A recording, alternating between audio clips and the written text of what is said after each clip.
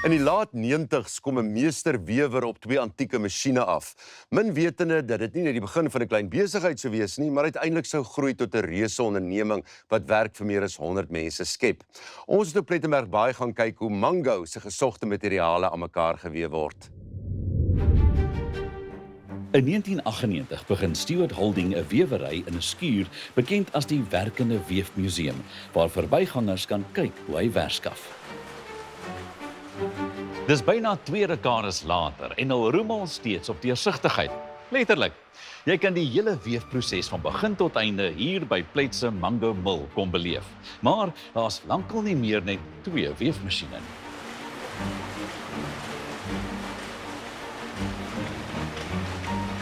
Jou ouers het klein begin in 'n gebouetjie net hier baie naby. Hoe was dit om groot te word met hierdie hele bedryf en ook pottebakkery? They came from a very craft-oriented background. You know, my mother was a potter, my father was a weaver. That's how they started. From that perspective, certainly underpins everything we do here. En hierdie groot uitbreiding het natuurlik nie so begin nie. Jou pa het in 1998 met hierdie 2 antieke looms begin, wat nog steeds hier agter ons is. Through his contacts, someone gave him these 2 old 1890s Lancashire looms. And he started playing with them, and he started playing with weaving fabric and designs and selling them through the shop that my mother and him had started. And with no real intentions of, you know, having anything like this, but it slowly evolved over the years until about 2011 when we took over. Now he's 81 this year. And he still comes in and he still understands this equipment, the older equipment, better than anybody else here. Ja. It's very much a part of who he is. Julle het wel heel wat mense wat vir julle werk. Is ek reg by die 100? Somewhere around 100 now. Ja. Yes. Yeah. En dit is nie net hier nie.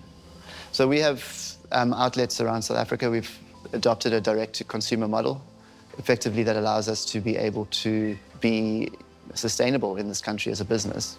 So we have 4 outlets, 3 in Cape Town, 1 in Stellenbosch, and 1 in Johannesburg. And yeah, the majority of our staff are down here in Pleto.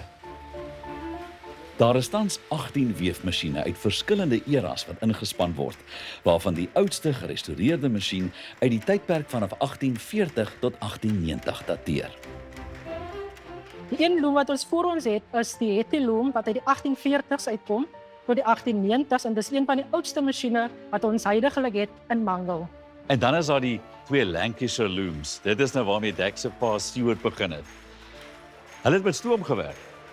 Definitief met stoom gewerk van tevore, en soos ek sê, Mango het probeer alles meer efficient en modern maak, en ons het ook 2 motors aangesit aan die 2 Lancashire masjiene, waarvan Stewart se heel eerste produkte opgeweef was, alvoor het na die nuwe Donius masjiene oorgeplaas was.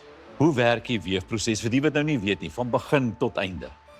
Basies, die weefproses gaan oor 'n leie van drade wat jy in die bokant het en aan die onderkant het. So wat is daar wat 'n skering gevorm, en dan is daar 'n uitslagdraad wat deur die weef gaan, wat deur 'n rypier gedoen word of deur 'n shuttle.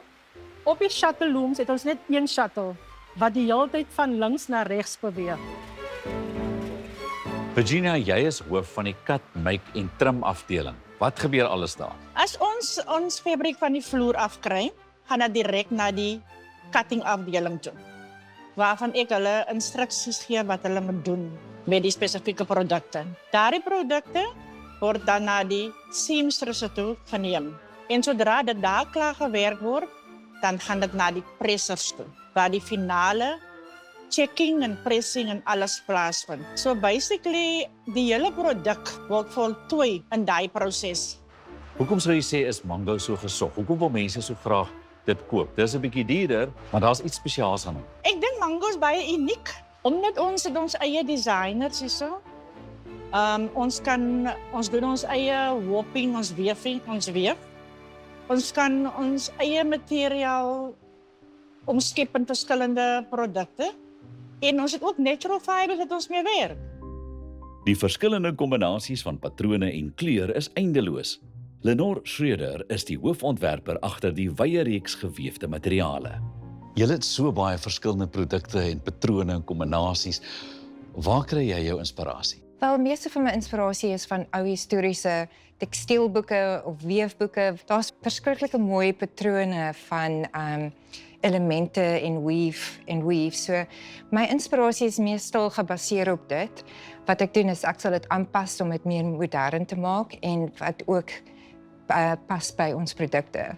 So wanneer jy die produk ontwerp, moet jy dink aan die feit, gaan dit sag wees, gaan dit drapeer en ook watse tipe gare gaan jy gebruik, watse vesel gaan jy insit, gaan dit 'n katoen wees, gaan dit linne wees of gaan dit wol wees?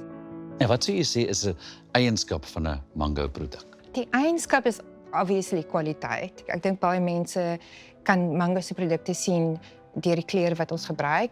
So ek dink dit is wat ons so bekend maak. Baba kombersies, linne, handdoeke en tafeldoeke met oorspronklike ontwerpe, kleure en patrone is die gevolg van elke toegewyde individu in die produksielyn se bydrae. Ek sal sê baie van ons topverkopers is ons handdoeke. Basies spesifiek die ene is Summertowel. Dit is organiese katoen. Dis hy's geweef op ons Lancashire loom. Is een van ons baie ouer looms wat ons gebruik en dan het hy ook sy True Salvage.